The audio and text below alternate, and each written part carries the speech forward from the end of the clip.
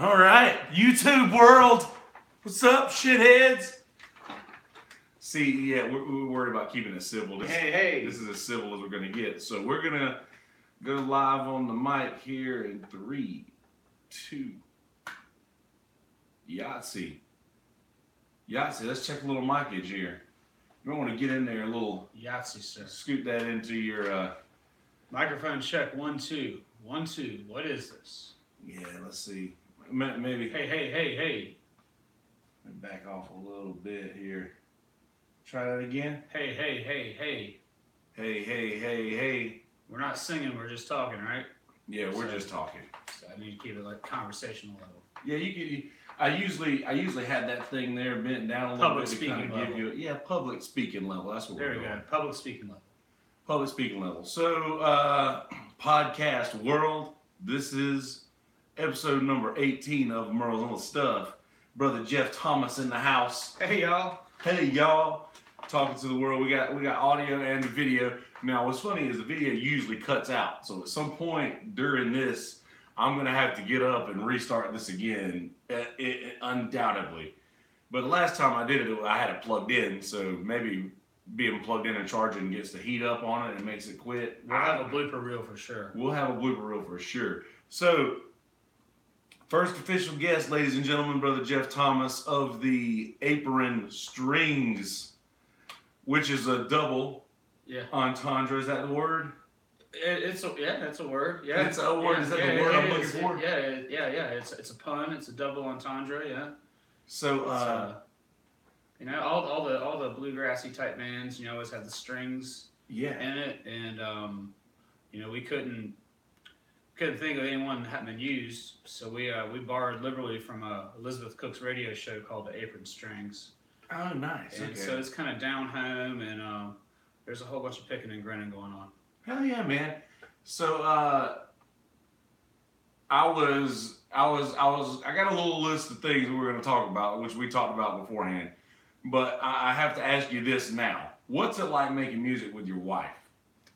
It's the best of times, and it's most of the best of times. But occasionally it breaks you down. But no, she keeps me honest, because I'm used to playing a lot of solo stuff where you can kind of just like... Yeah, for sure. You can do call whatever you audibles want and just roll, but we got to sing together, and that's been a work. Yeah. And she brings a lot of things to the table.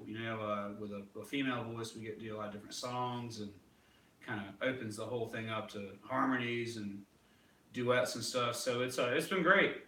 Yeah. But you always... That's just every musician's dream, Man, I tell you what, being in a relationship, it's not easy. Being in a band, it's not easy. Do that, like Jason and Amanda. Yeah, that's and Derek and Susan, those are, and David and Jillian, those are, super duper goals. Yeah, that's something that I just can't. I don't know. I can't fathom, because I'm just a dick. Right, it gets tough sometimes. Well, I'll. If you're a listener, you've heard me say many times that I sort of project my will or my mindset into other people's lives. You know what I mean? To where I assume that everybody else feels the same way that I do. And I'm like just a hard person to be in a band with, which I've been making an effort lately to fix that. But I was just like, man, I don't know how I could deal with worrying that I'm going to ruin something that big in my life. It is so cool, because you guys do it very well. And I wish that I could do that. And that's something that I admire about y'all. Well, thank you, first off, Kelsey. And we never really expected this would be a thing, where we're going to play out of town on Friday, and a couple Fridays coming up. But yeah, we always liked music. She grew up singing in church and playing piano and that kind of thing. And right on. And I was just like a hippie guitar player kind of guy. And I guess around time, I won't say how many years ago, but when she had around 30 or so, she started grabbing my guitar and playing, and I was like, you might as well learn you a song or two. So I started learning Alison Krauss and Jillian Welch, and then I made her get on stage. Little Red Clay Halo. I don't know what that is. Oh man, you ever heard that Jillian Welch song? I thought you were talking about like a band or something. No. No, we were off the Revival album, a lot of it, like a lot of the real Appalachian stuff. Yeah. And it just kind of, it's simple. It's a good starting point for anybody who's going to learn how to play guitar. Start simple. Oh, absolutely. Don't try to take on the world right off the bat. Oh, 100%. What was the first song you learned how to play? My dad had a guitar, and he was like one of those guys who knew like a little bit of a song, a little bit of a song. So I learned a little bit of Blackbird. All right, when I was in man. like That's sixth a good grade. first one. And I learned how to do like the cool harmonic chime part from like Roundabout with the thing. Oh, nice. But that was pretty much it. Everything else was self-taught until I got into about high school, and then me and like my best friend Jason Rush, shout out Jason Rush, we both kind of like dug in and had somebody to play off of for a while there. Yeah, that's cool, man. Same here, man. I started. Mine was "You Are My Sunshine." Oh, absolutely. My granddad was like, "You learn these 3 chords right here, and you can play anything." And he was wasn't damn wrong. right. But yeah, man, just being able to figure out, and we're lucky because we had the beginning stages of the internet, and that's like I learned on the internet. I literally learned like I would look and find out what, I don't know, I'd get the chorus of songs and play them, and then be like, I'd get a chord and I'd be like, that's not right. And then I would actually listen to the song and try to play that there and just fuck around with the chords until I got the one that was right. Wow. And like, so same here. My granddad showed me a couple of chords, and then I went from there. So there's like a small and slight gap in our age, which is not apparent because we're like peers and buddies and all that, but literally that's the difference like 5 or 6 years makes. Yeah, I mean, like I graduated college and I never even owned a computer. In 1999.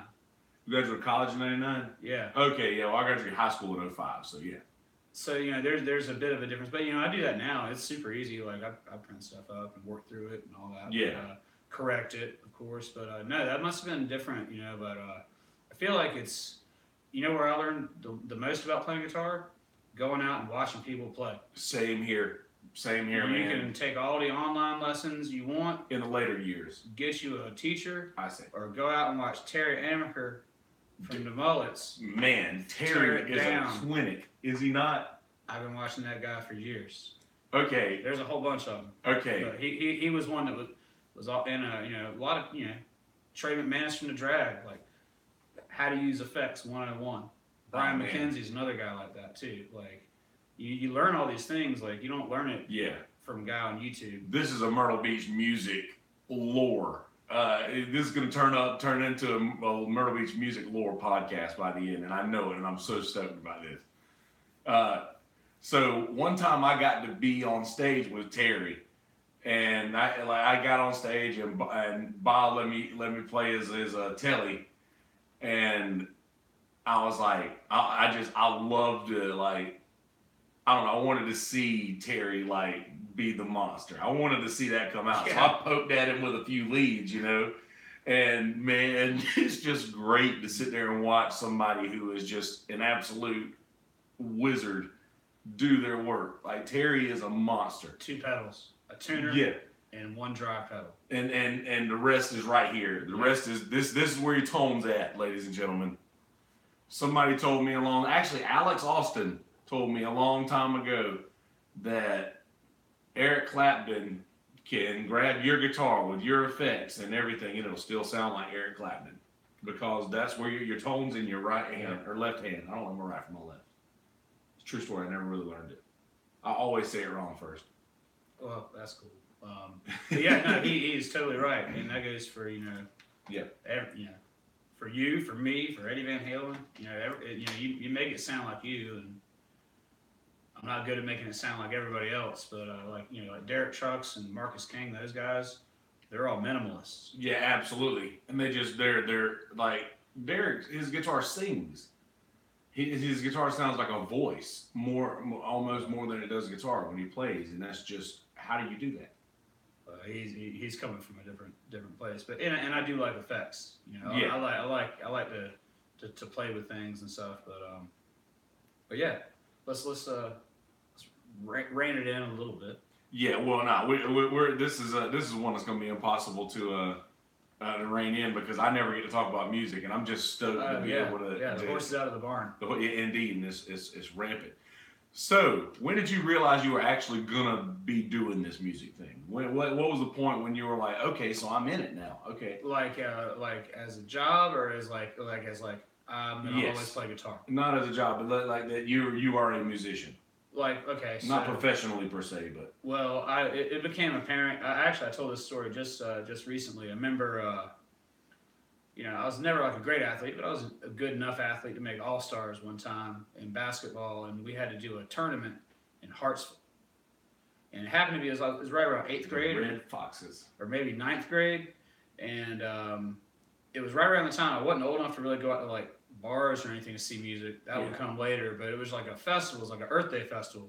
And Billy Wright and Damon Bradley played it.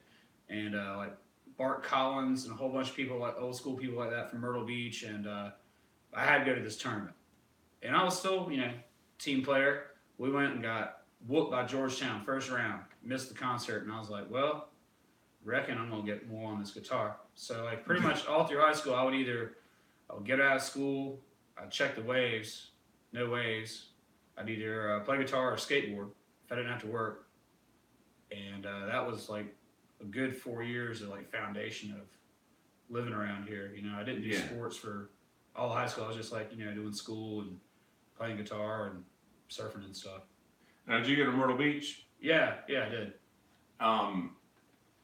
So yeah, for those who, and I'm sure this is mostly locals who are listening, but if for any reason some random non-locals listen, check the waves is a term you hear a lot around here. And that's a world that's unbeknownst to me. I've never been on a board in my life. Yeah. And I've lived here for 12 years. But then again, I'm a giant. It's impossible to It was easier when we were kids. Yeah, well, that's what I hear. I did skate. Yeah. That's similar life. The guitar and skate world is very, very hand in hand. There was rarely ever a people skating involved when there wasn't a dude with a guitar somewhere around. That's cool.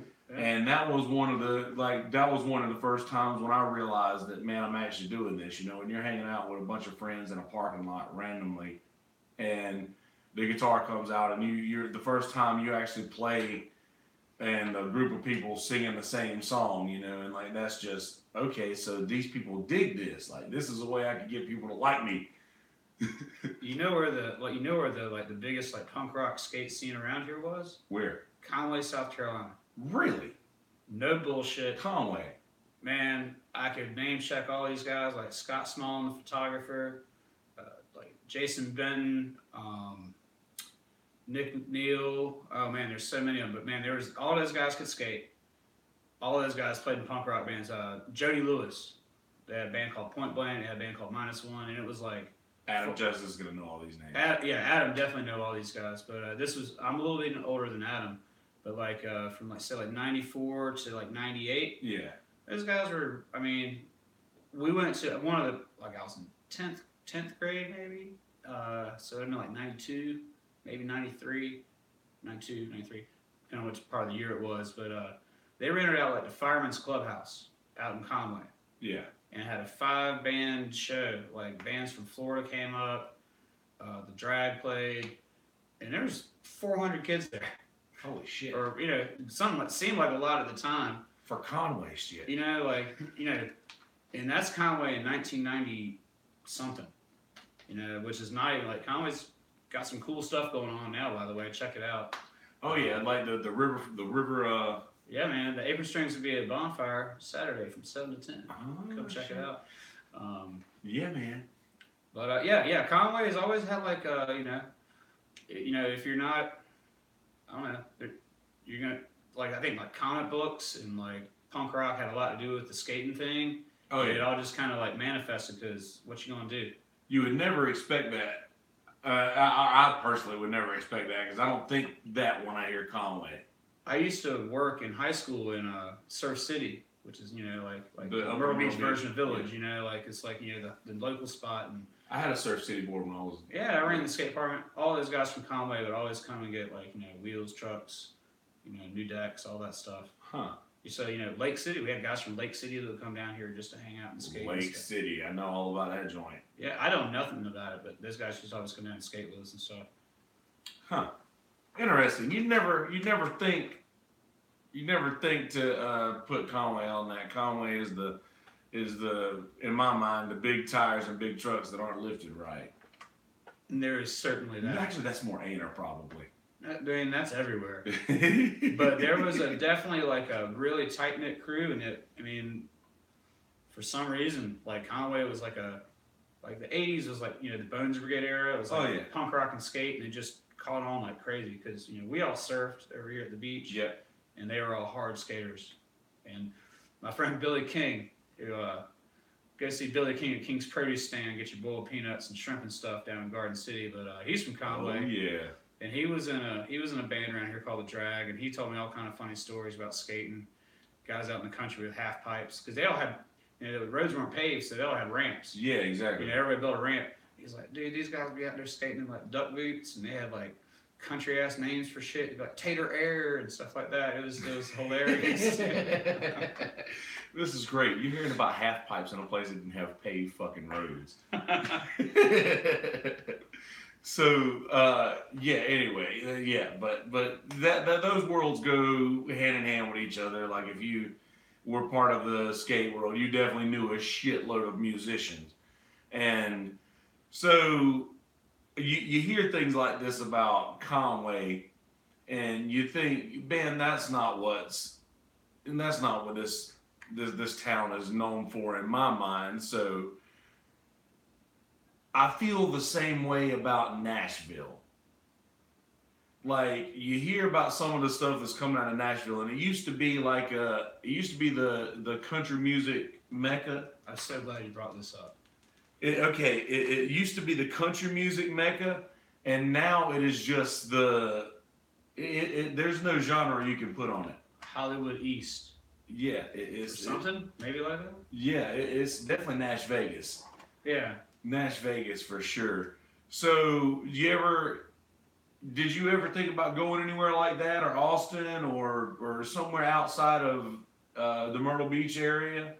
Well, like if I was doing this in my younger days, I might have approached that, and certainly would not have been prepared, and we probably got chewed up and spit out. Yep. Because there's a pile of talented folks, and I actually visited Nashville once. We just wanted to like kind of get a feel for it, and it was it was like a little hustle, a little touristy. Like we just went to Savannah, we found the same road. It's just like tourist road, but I mean, like I feel like sometimes like we're like in a bit of a bubble. Like every morning I get up and check my music stuff and all that, and read about Isbell and Sturgill and Margot, saving and changing Nashville and all that. And I'm like, hell yeah, I'm on board because I'm listening to all that. You are, same deal. Loving it. And our friends are too.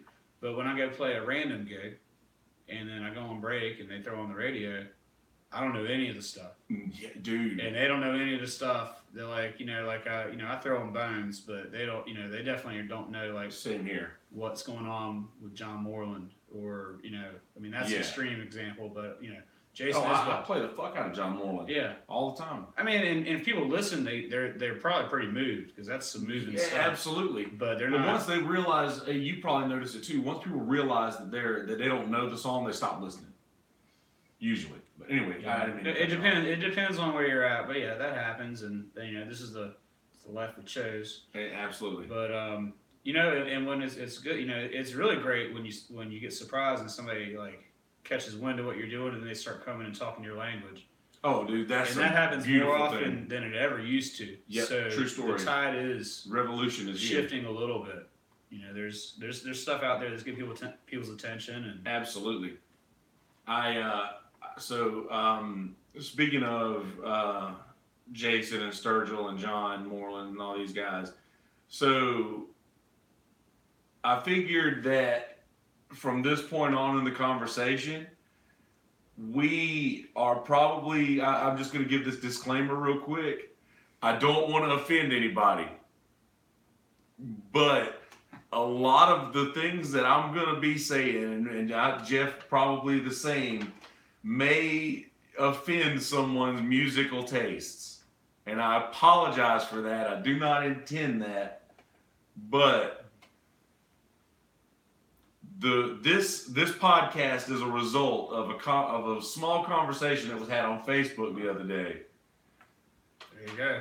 And there is a one Cardi B in question. I mean, she's not the only one, but she happened to be fresh on the mind, and I just seen her on Saturday Night Live, and yeah, I'll just claim that I'm not anti new music, and I'm not anti hip hop by any means.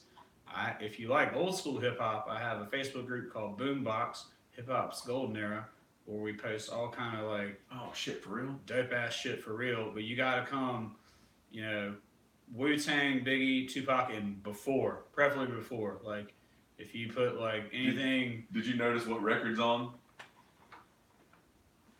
Outkast definitely gets you in the door. But yeah, Anyway, but that's a sad thing. So I'm pro hip hop, I'm pro new music, and there's lots of it out there. But this all happened because, I like my Sirius radio. I spend a lot of time in the car. I hate commercials. I had about 8 months or something like that where my radio was busted when I got a new car, and I couldn't believe like that situation. But anyway, so there's a jam station where a lot of bands I like are on, and I flip around a lot of outlaw country, a lot of Beatles station, and all kind of stuff. But they took over that station and were streaming Coachella for like the longest week ever. And like at first I was like, oh, they're streaming Coachella, this is just for the weekend. And then it was Monday and it was Tuesday. Like, we drove back from Savannah and this was going on. But again, there's plenty of things to listen to. But when we did listen and try to give it an objective mind, it was pretty frightening, And my buddy Danny, he went to Coachella years ago. He saw Oasis and the Strokes and all kind of bands like that, and David Byrne played, and there was a couple bands that I kind of listened to, but man, like Post Malone and Cardi B, and like, I sound old, and I'm not even ashamed of it. Oh yeah, 100%. Because I'm pro hip hop all day long, but I don't know what's going on. This is awful. Like, I heard a country song last night on break at my gig, and it was this dude said something about a little Conway and a little T-Pain. He put Conway Twitty and T-Pain in the same line in a country song. Conway Fitty. And this is and I'm not nothing against T-Pain at all.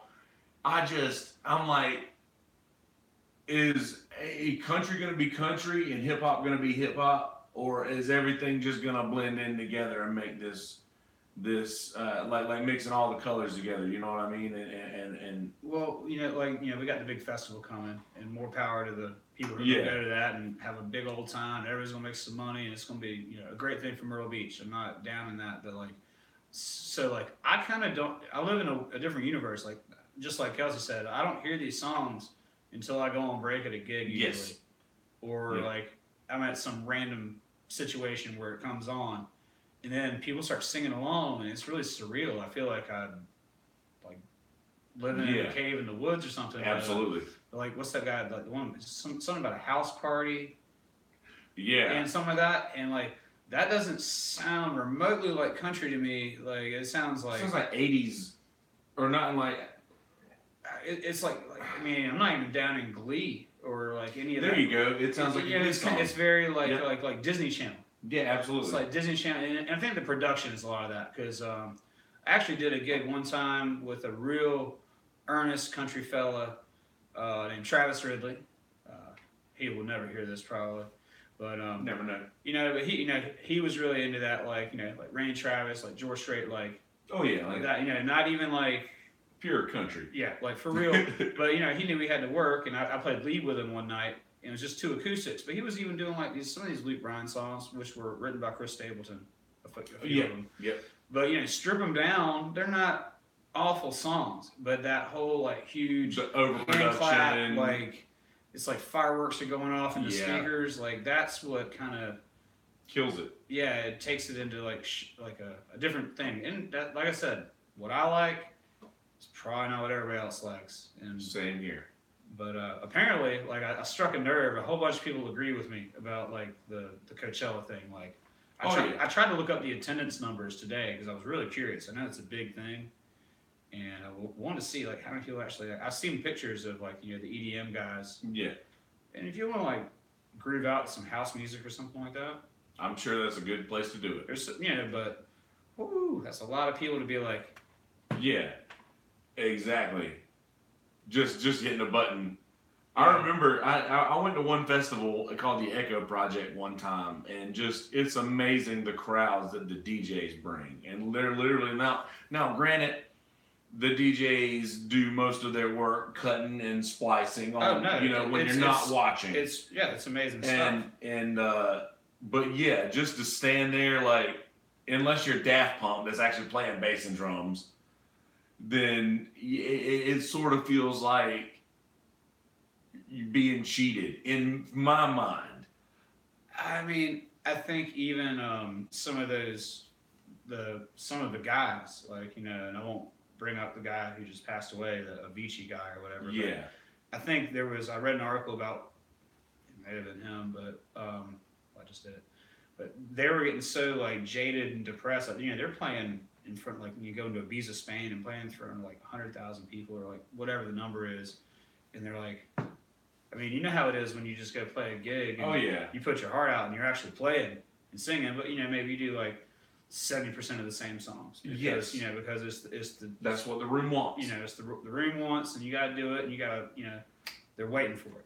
Yeah. But he got to the point where like he just was like, there was an article about his whole like getting sad and stuff. But dude, it's so funny how, and I say funny, and that's not funny. It's just odd, and I say funny meaning odd or weird or strange. How people who usually get to that point that most of us aspire to get to, and then it's just like so unfulfilling that they are like, okay, so this is still not it, and then they turn to all of these other different things. Like even Prince, of all people, who was the top dog, just apparently was just depressed. Robin Williams.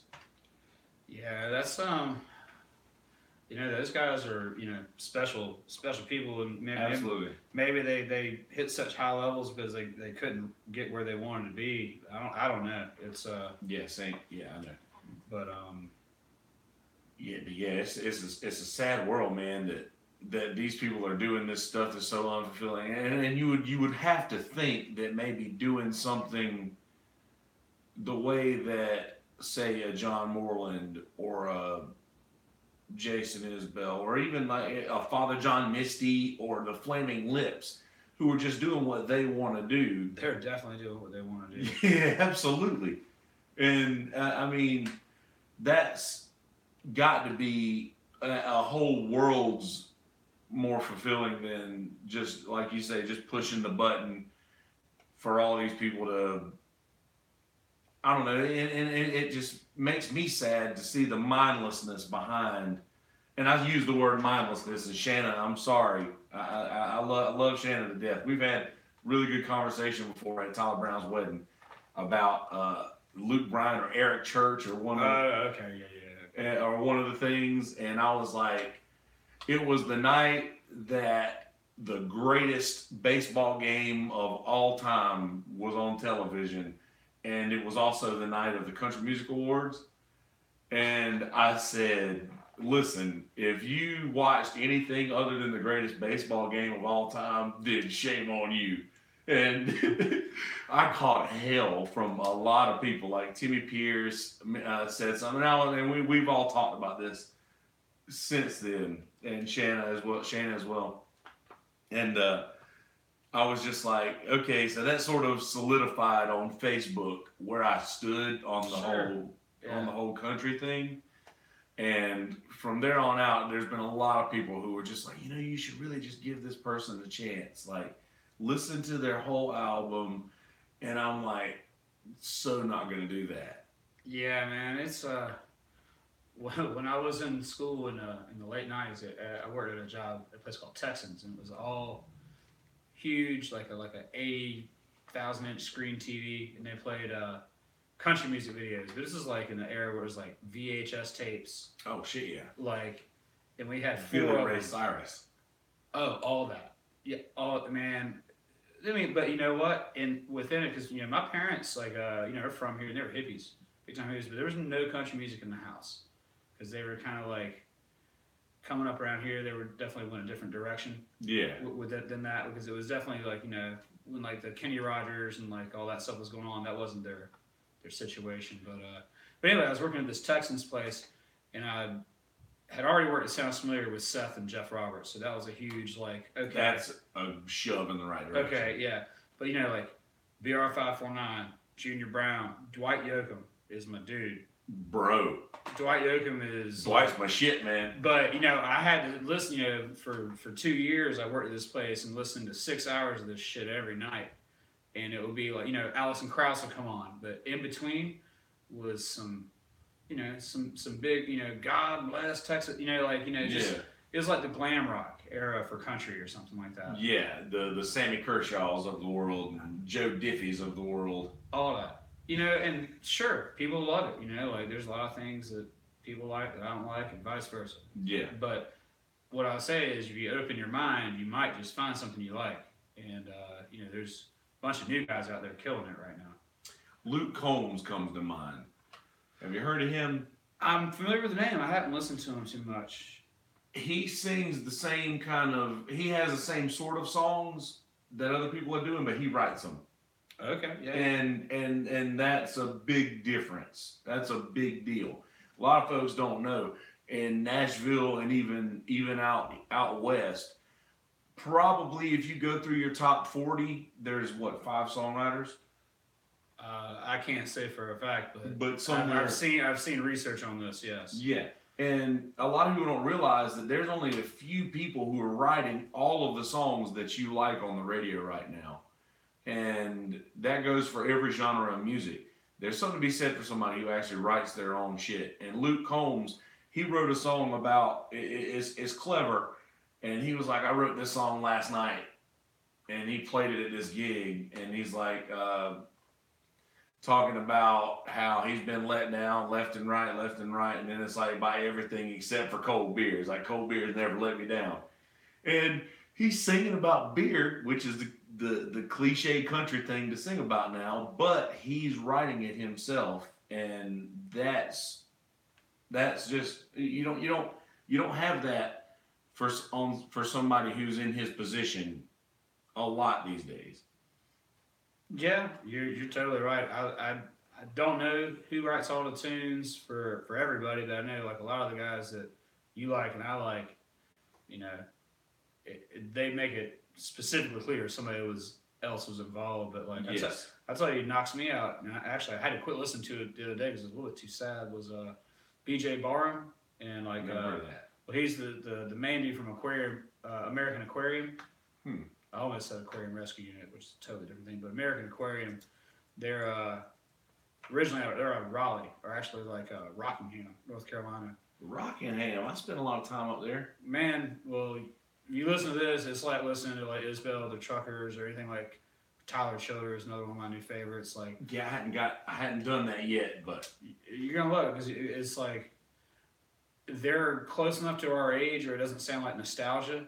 Yeah. So they kind of like poke holes in it a little bit. Okay. You know what I mean? Like. Okay, I like that. And but it still, has that organic sound to it. It's definitely not. They're not trying to like, put people on a dance floor. Yeah, well, I think that is something that I actually learned from Corinne from Sweet Sweet. Actually, and she doesn't even know that she did this probably. But one day I asked her, and I was talking to her and Jeremy, and Jeremy was the same. Like he pretty much echoed the same thing. Was like, I just get on stage, and if I play what I want to play, I'd never get a clap. And you sort of being in this industry, in this cover, like we're expected to do mostly covers in our art, and you tend to lean on the applause, and you lean on filling up the tip jar and getting booked again. Yeah, exactly. And I not having an awkward 3-4 hour night. Exactly. And I was talking to them about it, and I was like, "How do you guys?" Because Sweet Sweet gets away with doing exactly what they want to do. They own it. They own it. They do it, and they stick with it. And she was just like, "Well, we just do it." And she was like, "If they don't like it, they don't like it. We do what we want to do, and the ones that dig it will really dig it." And I was like, "Holy shit!" So you just do it. Yeah, I got some really great advice on Monday from the band, The Record Company. You familiar with them at all, right? I see. Did they do the South by South? Well, it wasn't even South by Southeast. It was. The New South thing. Yeah, they played at New South Brewing, which is awesome local hangout, locally owned and operated, great beers and stuff. Yeah. But it was with the radio stations. They're doing promo tour because they actually have like a couple top 10 singles right now, and they're a pretty organic band. Really? Yeah, they're a 3-piece. It's real like. It's like, I tell you, to me, it's like if you mix the Black Keys and Ben Harper with, for lack of a better or apparent reference, but there's like some slide guitar, there's some blues grooves, and it's all originals, of course. Yeah. Because they're like touring, like playing with big bands, but we're at New South, so we got to talk to all these guys, and they were all cool. And we talked to the main dude, and they put out an album in 2016 that they recorded in their bass player's living room. Got picked up. Love that. Like no multi-tracking, no crazy producers, nothing. And then now they're doing this. But what he told me and Jen, because we were like talking about our situation like that. Yeah. Lean toward the covers and classes, like you need 2 acts. You need to either like not confuse people, maybe like come up with a new name, like and do your money gigs, play your covers. And you play the covers you want, do the things you're doing, but get a 45-minute set that's like knocks people out of your originals. Do one cover just so everybody, can clap at the end. But he was like, then go and pursue that and check out like opening for like original bands. Cause like, I've opened for some of these, I've opened for 3 of these like, big tribute bands at the House of Blues. Like that's just me on stage. And what I do is I basically... Dude, how big is that room by yourself up there? Dude, there's like 1,200 people there. Oh, man, I saw that, dude. That's crazy. But, I've always said it's easier to play in front of 100 people than 10 people. So yes. I just try to make it, Yeah, same here. I just try to like, buckle in and feed off of it because, it was going good. It went well. But that's really good. But, if I'm going out there and playing Tom Petty and deep cuts by this band or that band, even though they're like things you never hear anywhere. I'm not opening for like the bands that I want to open for. Absolutely. So you got to get your own stuff together, and that's going to be phase 2 this year. Good. That's good. It's rare to find goals amongst us. It's daunting. It is, man. It's a job. It's work. I tell you, well, Jen's, she's got her own career and everything, so she actually is able to focus on like, she writes, and like I've been blown away. So now I'm like, kind of like, wow, now I gotta like step up and and like hold my half. But I try to write as often as possible. I try to stay constantly writing, whether it's just 4 lines. And I always write. If it goes in, I have to write it. I'm good at starting. I'm really bad at finishing. Well, when you write, how do you? What comes first? I usually hear like usually comes on lyrics first because like I've just always be playing guitar. Yeah. And the way I play guitar is not usually conducive to like song structures. So I'll hear like a cool turn of a phrase. Or I'll think about something, or a memory, or I'll put myself in somebody else's shoes for a minute. And then I'll try to, fit it with something that's not too complicated or cumbersome. Yeah. And so you go somewhere. Yeah. In a way. Yeah. That's the same thing that I do. I'm still working on it, man. I do that as well. it's a hurdle I'm still trying to get over. I grew up playing guitar and I was always like hot on playing guitar. Yes. And then sort of fell into the situation where they're like, well, you should play out. And then then I had to like learn a ton of material and deal with rooms and running sound and singing and all that stuff. And I've got all that kind of hammered down right now. So now it's trying to get back to being artistic, because it was really artistic before all that. It became like a whole like 5-year progression of like just learn how to be professional and you're in it before you realize it. Or I was. Yeah. Oh yeah. Jen booked me my first gig, and I had like zero equipment. Like really, she didn't realize you needed like a whole bunch of stuff to do this. But here I am. Here I am today. Podcasting with my dude Kelsey Hudgens. Podcasting with brother Jeff Thomas on Murrells on the stuff. This is one of my very favorite, and I have to say my very favorite because I don't have any favorites because there's so many good friends and musicians in this little neck of the woods. We're very lucky here. It is. It's abnormal. Yeah, I was actually gonna I went off on a tangent earlier, but when I was asking, did you ever think about going to Nashville or Austin? I'm like, why would we want to go anywhere else? Because we have a really nice little pocket of artists here.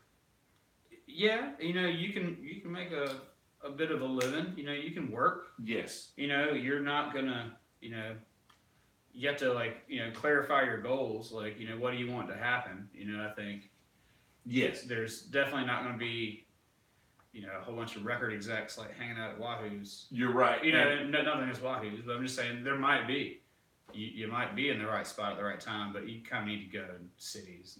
Yes, and I sort of stay away from that because of the record exec thing, because I am just so against big music as a conglomerate, basically, and I just don't agree with the fact that most people, if you get involved in something like that, they're going to try to put their stamp on you and make you sound just like everybody else that's under their umbrella.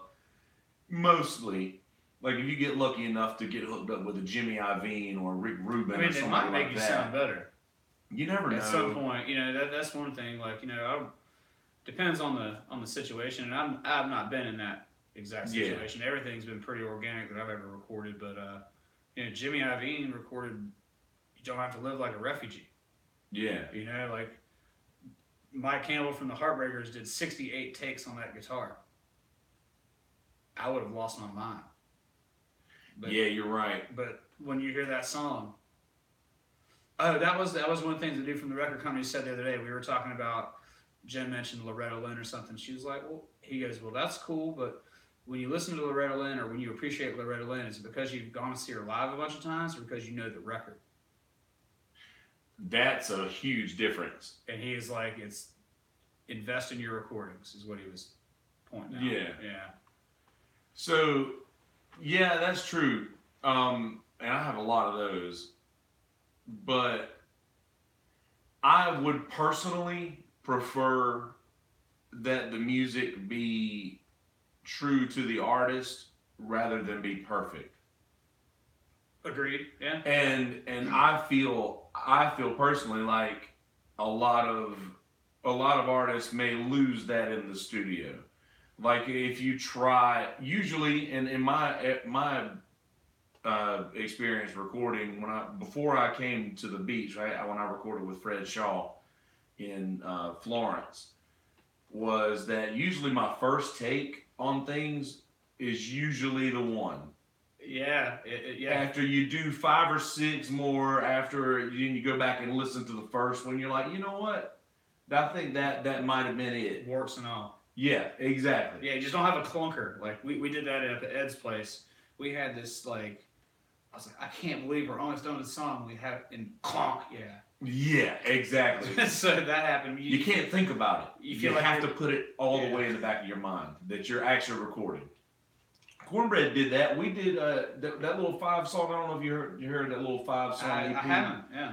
That we recorded, all originals, and we did it up with brother Ed, and who plays a lot of gigs with us guys. Ed Dennis is a monster.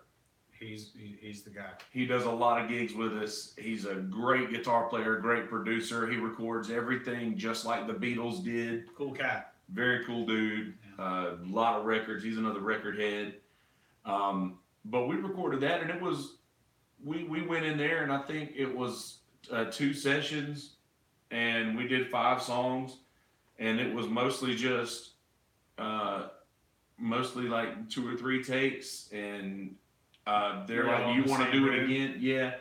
And it's like, "Do you want to do it again?" And I'm like, "We could, but we're gonna have to recreate this stuff live, you know. So you have to be careful and not to do the Beach Boys mistake when they get Glenn Campbell to do all these great guitar licks, and then none of them can play them live." Yeah. So you have to be careful trying to. I mean, they make it happen on Saturday Night Live, but I think they have like tech support like crazy going on. Exactly. By the way, getting back to that, also like not just the anti-hip hop thing. You see Jack White on that? No. Was he great? No. On Saturday Night Live? Like I'll take this one. I did not think it was good. In fact, I thought it was pretty rough. It's very like, you know, he might be like 2 years ahead of me right now, but it was like, it felt desperate. It was something weird. Check it out. Man. Yeah, That's the first album right there on the stack, Little White Stripes. So I really like Jack White, but I feel that I don't know, man. He has to outdo himself every time. Yes, he feels like He's going extra weird. Yes. It's like having like Carolina Reaper wings, like when you really just want hot wings. Exactly. Like I don't need all of that. Like I get it, Yeah. but I don't need. I like you the way you were, buddy. Yeah. You know, you're good. The Raconteurs, Counselors of the Lonely is one of the greatest albums ever. The Elephant White Stripes is fantastic. He lost me somewhere around the Dead Weather. Yeah, like I've always been kind of 1 foot in, 1 foot out. Like I'll hear some things that I really like. There's some things I'm kind of like, you know. And he has this bigger than life persona. So like, you know, he is Jack White. Yes. It's like kind of like he is Johnny Depp. You know, like with a guitar or something like that. Yeah. So I think he has to like live up to it. You know, like you ever see that If It Gets Loud? Yeah, it might get loud. It might get loud, yeah. Yes. Like, actually, the first time I really was like, all right, this guy's not just like an actor. Same here. He was walking. I thought he was just kind of like putting us on for a little while, you know, or like a punk rock guy. Because there used to be this guy named John Spencer Blues Explosion, that sounded a lot like him back in the '90s, and he was also from like New York or Detroit or something like that. Yeah. But yeah, like when I saw that movie, like I thought he was the best guy in it. You know, I did too. I just thought it was awesome that they're all sitting here, like he's sitting here teaching Jimmy Page how to play Seven Nation Army. I mean, like, yeah, you're showing the guitar player, and Jimmy Page is a great guitar player. He stole a lot of the things that he played, but we all do that. Absolutely. We all do that. And I read an article the other day about Jimmy Page. Is Jimmy Page the greatest guitar player of all time? I can't remember who shared it, but it was one of the things that we undoubtedly follow, like No Depression or something like that. Yeah. And it was like, well, but somebody wrote this article like, he stole a lot of the things that he did. And I was like, you obviously don't play guitar, because that's all we do is steal. Every blues song ever. We steal everything we like. Rolling Stones, early Beatles. Yeah, everything. Elvis, Chuck Berry, you know, like there's only so much you can do. Well, you end up sounding like Yes. Yeah, which is also super cool too. But yeah, Jimmy Page, like great songwriter, great producer. Oh yeah, absolutely. And like, I've heard some of the things he stole. You know, like he did steal from Howlin' Wolf. Oh yeah, but who wouldn't? But yeah, so is everyone else. So did I. Yeah. And then like that band Spirit, which is like one of the like. My dad has this like whole crate of like psychedelic albums that like you've never heard of. Yeah. You know, like for every like band we have heard of, there's like a whole bunch we haven't. Absolutely. And one of those bands was Spirit, and that was the one that was there. They were suing them for Stairway to Heaven. They had this song called Taurus. It's a descending A minor riff, y'all. That's all it is. You know, it could also be Jerry Garcia does it in damn near every lead he plays. It could also be While My Guitar Gently Weeps. Yes. Or a whole bunch of Joni Mitchell, a whole bunch of stuff. Yeah. While My Guitar Gently Weeps, ironically enough, is the same exact thing as Lucy in the Sky with Diamonds, except in a major. Okay. 100, because we do that. I've started mixing those two together, which is almost the same thing as Like a Stone by Audio Slave. Okay. We do. I like it. Took me a second to like hear it in my head, but I hear it now. Yeah, all of those songs are basically the same, and anybody who ever sees Cornbread play, we like to do that a lot. And it's sort of like, and Prettier Than Matt does the same thing. It's sort of like poking fun at how everything is the same. Like all the songs are the same. There's just a few different chords in a couple of them. We do like a honky tonk A blues type medley, which, man, I could do a dozen songs. I stop it because Jen just like kicks me. It's just like, all right. Yeah, well, it used to get like that in the band with like Adam. He was like, dude, just playing the same thing over and over, and I was like, you need to listen to more Grateful Dead, which he did actually. I got Adam Justice on the Grateful Dead train finally. He's finally like, you know what, man? I was listening to it one day and I was just like, this is stupid. I don't know how anybody gets this. And then he heard Bertha, and he was like, oh, I get it. Bertha's the one that got him of all the ones. Yeah, like I grew up with a ton of Deadheads, like serious, like Todd Brothers Garage. There's only one band in the world, right?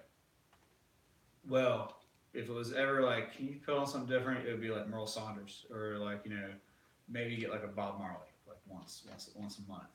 But it was cool, like, but it kind of kept me like from going all in, because I was like already halfway in. Like all my best friends, like every time I hung out with them, so I was like 1 foot in with the hippies, 1 foot in with the punk rockers and stuff like that. So it was actually best of both worlds, and that worked for me. But yeah, like, what's your favorite Dead song? Or like, give me 3, not favorites, no like 1, 2, 3, none of that. Just pick 3.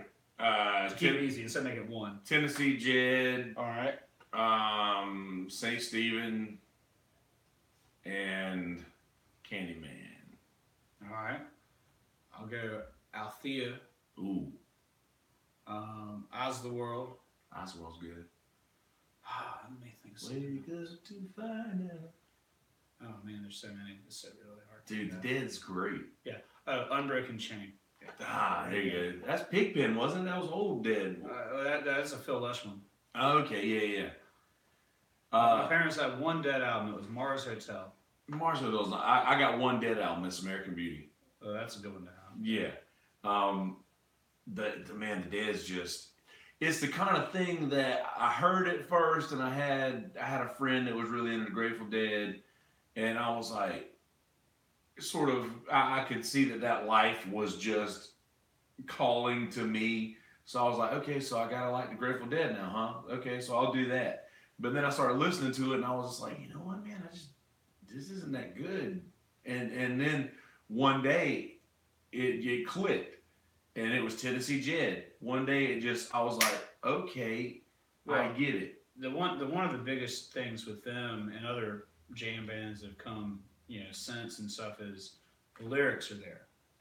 Yes, the stories are there. I mean, it's from a different, like, and Robert Hunter, like, was the guy in a lot of that stuff. R.I.P. Rob. But yeah, like, it wasn't always hitting with me either. Sometimes it was hidden, even early on. Yes. Like, early on, I was like digging it, but like, I needed to okay. Like I worked at a surf shop where we listened to reggae nonstop. Like, oh my god, 8-hour shifts. That's my least favorite type of music. I can only listen to it like in the early spring when I'm starting to get happy again, because the rest of the year it doesn't even make sense. Yeah, exactly. And then I get cynical. Like when it gets to summertime and I start to see all like the a-hole reggae kids. Yeah, like the guy with the dreads who requests Sublime. Like, dude, we get it. Yeah, man. That was when Bradley was still with us. Some of these kids weren't even born yet. I know, man. Like, I've been to one Bad Fish concert and I was like,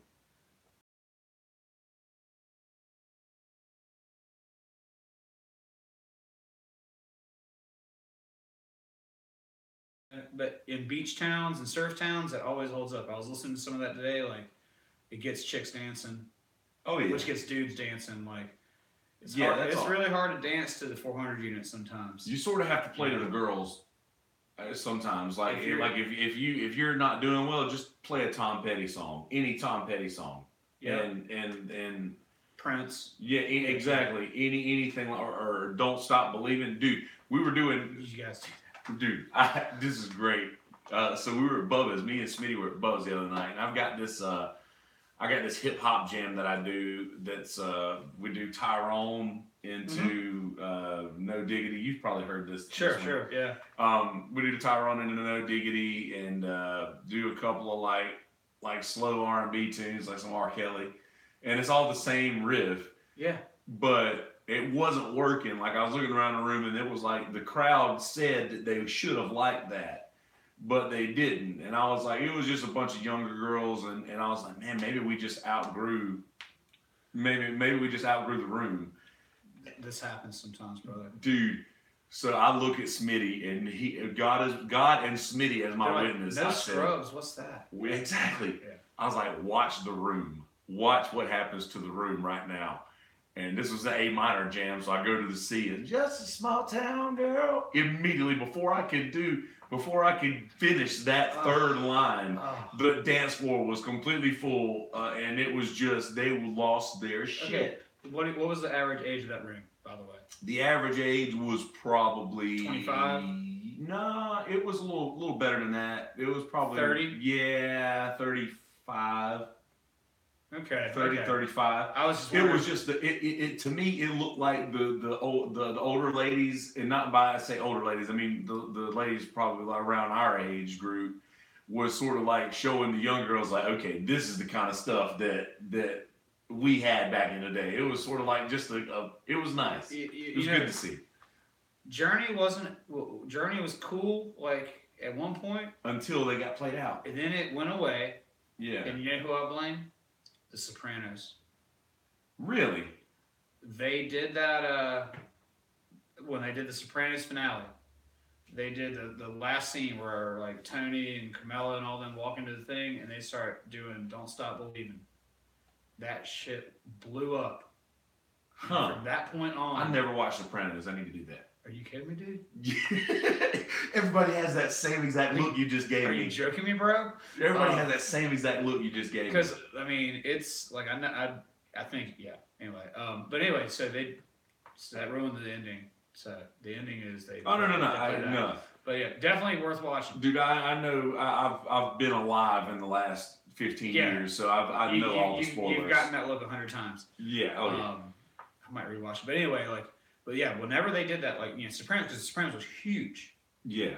And then they finale with that, and it blew up Journey again in a way. Like I know guys that play at like the Crocodile Rocks bars. And, Oh yeah. And it's just inescapable. Dude, it sends a room full of females absolutely batshit crazy. Like they just go nuts. And I was like, man, you wouldn't believe if I didn't look at Smitty and say, watch what the room does right now. Like I was like, just watch this room, watch these people. I've done that, depending on the room. I've done that with like All Else Fails, you play a Johnny Cash or like a Friend of the Friends in Devil, Low Places. Or you can reel them in. I call them the reel them in songs. Yeah. And sometimes you got to do it because this is a job. Yeah, exactly. And we have to play for 3 to 4 hours. It's not a 45-minute or 90-minute power set. It's. Yeah, exactly. You have to do. You have to do what the room's calling for because that's what they pay you to do. Yeah. So yeah, what's your what is your go-to? Everybody's got what you got a couple of go-tos that you're reeling in. You said you're Johnny Cash. Is there any go-to? Well, I mean, Folsom Prison. I mean, it's gotten to the point where I've tried to retire even some of those. Yeah. Same here. And it depends, because like Folsom, because that's everybody's reeling in, but it still works. Still works. Like, yeah. And still a great song. I've seen the handwritten lyrics up at the Johnny Cash Museum in Nashville. And he wrote it. It's still that way. Yeah, they got it up there. I've seen the guitar, and if you ever go to Nashville and you want to do one touristy thing that's worth $15, go to the Johnny Cash Museum. I'll give you your money back if you don't believe me. It's legit. I'll check that out. But let's see. Go, like "Friend of the Devil" works a lot. Yep. And I mostly, and a good song, but again, I've played it for years. Mostly I sing it, so on the third verse, I can steal from Billy Wright and say, I got a wife in Conway and one in Socastee. He did that one night, like years ago, and I heard it, I was like, yeah, that's just so damn clever. And, Yeah. And most people don't catch it, but if they do, they like really good kick out of it. Ed changes it to where he's at. Yeah. He says if he's playing, they got a wife in Burgess and one in. Yeah. Let's see. What's with me and Jen, like Abraham's, we do some fairly obscure things here and there, but yeah, we got some, some Johnny and June, but what works really good. She does "Don't Think Twice Is All Right." Oh man, dude, she sings that like Susan Tedeschi. It's murderous. And also the Pretenders, "Back on the Chain Gang," because that's like one of those like upbeat like 80s, like you're in an 80s movie all of a sudden kind of tunes, and it's really fun to play. So we have those because like if we get too far into Americana and stuff like that, or it gets too, we had somebody ask us for something with less twang the other night. We're like, I don't know, man. Oh man, don't you hate it when they do that? Play something more upbeat. I mean, I get that a lot. Like play something more upbeat, and I'm like, how about that? Here you go. You ever like have your mental like game plan, and I want to like, maybe work on like a new song you're gonna try? Yeah. I mean, I try some new things out for a crowd, but yeah, it's tough. I never practice songs. I always do them. The first time I do them is usually in front of people. If Jen was here right now, she would be like pointing at me like this guy. She likes to practice right before the gig. I don't. I mean, but it works. It makes her mind easier, so it makes the gig go better. But I don't like to like, my job is to pack up and organize. I don't like to like. And then if you don't have like a great practice, then you carry all that with you. Yeah. To the thing, like I like to like get there early enough to set up, catch my breath, think for a second, and then go up and give both barrels. Dude, for me, I would rather get there 20 minutes before I'm supposed to start playing. Take that 20 minutes to set up, go ahead and immediately play, and never stop until the end. Like just no, like do it, and just be done. Yeah, that's why I don't solicit requests. Yeah. I have been thinking about for some of those gigs like boardwalks or whatever, like making that was me last night. I was making like a laminated sheet, of like here's 60 songs that I can play that I like. Yeah. I'm not gonna play anything I hate. I'll do it, but people are always like, so what kind of music do you do? Or what do you know? Or mostly rap. Or they look at your book and they're like, yeah, who the hell is Aaron Lee Tasjan or whatever. Yeah. The thing might be. So I think I might do a laminated sheet. I've never done anything like that, but it'd make it easier because like inevitably in the summer I'm gonna get requests, and so I could like hand them, here's like 50 songs.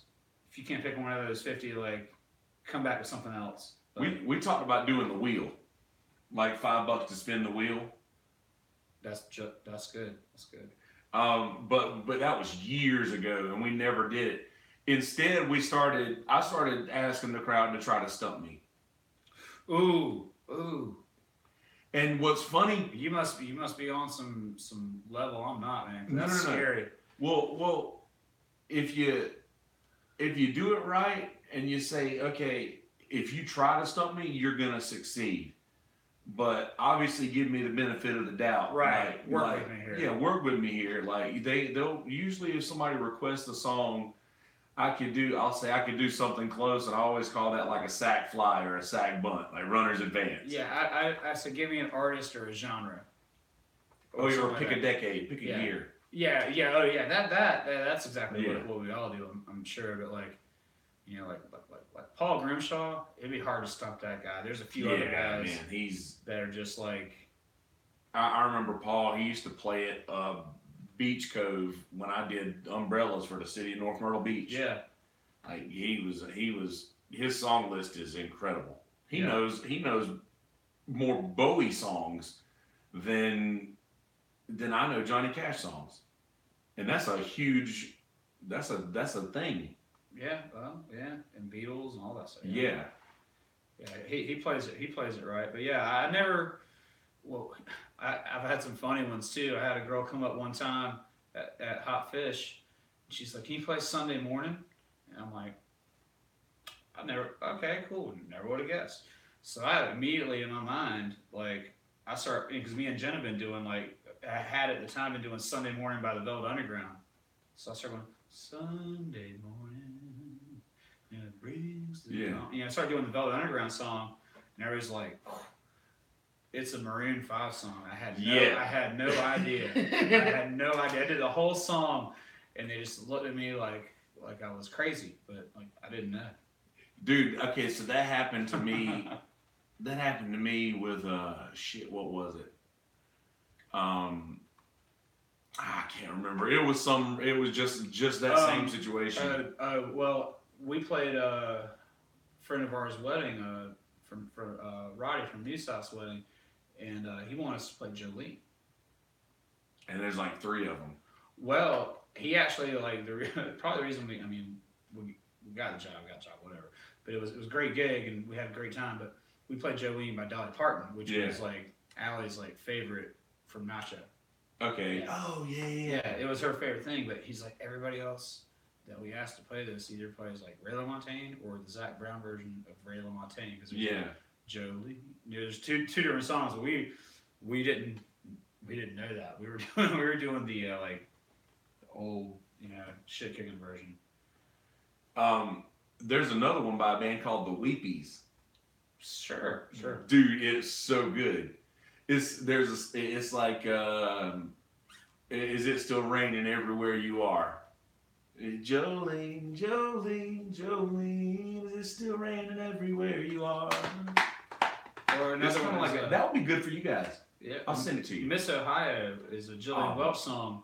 I did that the other day and fucked up all the words. Oh man. You can come sit in with us and do that sometime. But yeah, it's a Jillian Welch and Dave Rollins song. And we didn't know that. We were just doing it, and all of a sudden people were like really like getting into it. We're like, shit, yeah, like this is working. And apparently Miranda Lambert had covered it. We hadn't, because we don't listen to that, and it just. Oh man. Well, no, it worked great. It worked out great for us, and even one of those bands like Blind Pilot, like Charles was covering it, like 3rd generation, like off of like an indie band. Blind Pilot was they did it the first cover, right? And then a Band of Heathens was doing it the other day. Oh man. So yeah, there's like this one song. It's like there's 4 versions of it out there, and like good, because we do it well, and you'll know one of them. Exactly. We just started doing a Band of Heathens song. The I was born. Hurricane. Yeah, we've been doing that one for a while. Yeah, that's a good one. It's a Levon Helm song. Levon wrote that? Yep, that was on. Are you shitting me? No, sir. I found it out the same way you did just now. Like there you go, Smitty. Yeah, Levon Helm did that on one of his solo albums, I believe. Wow. And I may even be so wrong as it's somebody else's song, but I think it's Levon wrote it. But what, Born on the Rain or La Pontchartrain, Underneath the Louisiana Moon? Yeah. I mean, that song's so good. I would love to hear him sing that. His version's different. We got we're at the 20%ers. So oh yeah, you're looking at battery power. Yeah. Are we almost wrapping? What's your mind? I usually got what I was gonna do this at the very end was I usually give 3 things you should watch and 3 things you should listen to. Sure. Which you've noticed. Yeah. I was gonna let you do that, and we've talked about just about everything that I had in this list here. And we're around the hour 9-minute mark, so it probably is around a good wrap up time. Super good talk. But it was a great talk. But one last thing that I have here: what is your favorite song to play? Well, I tell you what, it's a fun song because it's got a cool little riff in it, and it's one of the first songs when I was like maybe 15. Where I was like, wow, this is working out. I like to play Over the Hills and Far Away. It's a song I like, and it's a song I've heard like 10 bazillion times, which usually doesn't work for me. Yeah. But it grabs people because they don't hear it a lot. I opened with that at the House of Blues the other night. because it's got that riff. Everybody knows that riff. Immediately.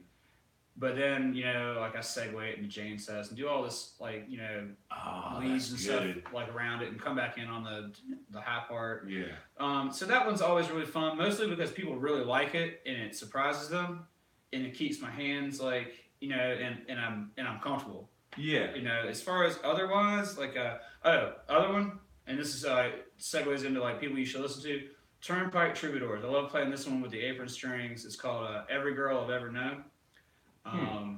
It's an upbeat storytelling, you know, honky tonkin song. But it reminds me, like I described it to my friend in California. I was like, if Buck Owens had been an REM, would have sounded like the Turnpike Troubadours. That's my take on those guys, because it's great songwriting and it's not super cliched country. Yeah. You know, like they're not like, you know, like I think Jamie Johnson's awesome and stuff like that, but they're not really like owning that whole like thing. You know what I mean? They're like trying to, you know what I'm saying? Go elsewhere with they're not trying to be confined. Well, okay, so like for instance, like, you know, we were talking about like, you know, Jason Isbell's been like the Nashville, like everybody's like calling him the new country guy. Yeah, he's the savior of Nashville. But to me, you know, that nobody ever said that Tom Petty was the savior of Nashville, or that Neil Young was, and like Isbell's albums they're equally as country. But yeah, the albums are very similar, but it reminds me more of like Isbell's albums remind me more of their stuff. Yeah, you're a dude. Anxiety. I saw that last. Yeah. Dude, no, that's him breaking out a little bit. Yeah. Yeah. Or even at the end of Children of Children on where Sally does the thing. Yeah. Yeah. I'm going to see him after a Braves game in. That's gonna be so good for you, brother. Yeah, Memorial Day. They killed it in Savannah. I got an extra ticket. Can't, man. I'm budgeted out. I hear you. We're going to see Tedeschi Trucks, the Truckers, and Marcus King in Charleston. I heard good things about Marcus King. He's from Charleston, right? He's from Spartanburg. Actually. I've heard really good. Daryl talks very highly of him. He's got like, some pipes, man. He's got it all, dude. He's got a lot of good stuff going on. We'll take it on, Kelsey.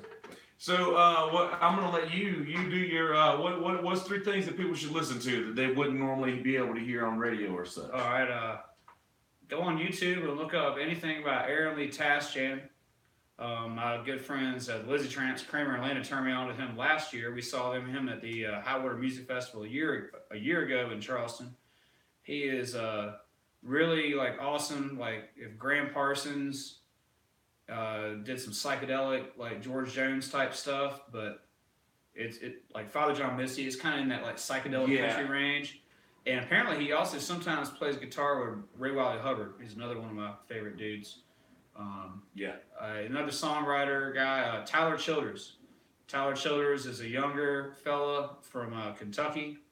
Kind of came up in the wake of Sturgill and Stapleton and those guys, but his songs are super badass. He's got an album out called Purgatory. That's really good. Just started watching a new Hulu original series in the last couple of days called The Looming Tower. It's got Jeff Daniels from the Newsroom in it. Oh, dude, greatest show ever. And it's like kind of set in the mid to late 90s, pre-Bin Laden, which I mean, like some of that's like sort of depressing to watch again. Like, yeah. But it's definitely like on that like Homeland conspiracy, like what's going on. It's a lot to keep up with, but it's, you know, it's pretty well done. I've watched a few episodes of that. And, you know, American Aquarium's got a new album out. They're, the chorus on their new song is tough times don't last, only tough folks do. Oh, shit. Yeah. And those guys that can turn a simple phrase like that and make a song out of it, I got nothing but claps for them. It's a good one. Yeah, they were downstairs one night at Pirates Cove when I was upstairs. Yeah, isn't that crazy? They used to play at Oceanfront Bar and Grill. That's so crazy. Yeah, Isbell produced their 2 albums ago. That's so crazy. They were about to quit. I'm glad they didn't. Yeah, yeah. They're really good. It's really cool to see somebody they were like a local band basically. Like I remember seeing them like Oceanfront, or Pirates Cove or places like that. I'm like, and now seeing them do what they're doing is really, really fucking awesome. Right on, man. To add to that, the Newsroom. Watch the Newsroom as well. Fantastic show. But anyway, good shit, Brother Jeff. Thank you for coming, my friend. Hey, it's great to be the first guest. I can't have Wes Standish taking my swag. Wes Standish couldn't take nobody's swag.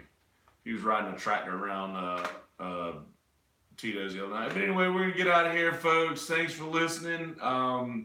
Murrells Inlet stuff. Murrells Inlet stuff, episode 18. Jeff Thomas, a listener who has helped us get in the 100s from the 2000s, man. Man, I love it, man. It's like Kelsey lives a long way away from me, so I can't hang out with him all the time.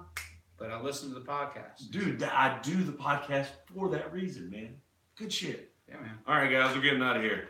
Later, bitches. Perfect. Let's see. Murrells Inlet stuff. Murrells Inlet stuff, episode 18. Get out of here, folks. Thanks for listening. Murrells Inlet stuff. Murrells Inlet stuff. See, we're good, man. See, we're good. We're still live on the YouTube.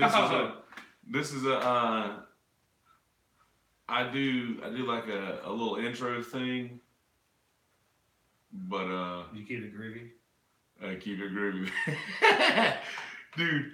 That's I'm gonna have to leave myself a little bit of a gap because I'm gonna this intro will be longer than normal because of the normal, like I usually give like a small recap of what happened in the episode, like just say this is what you've listened. Yeah.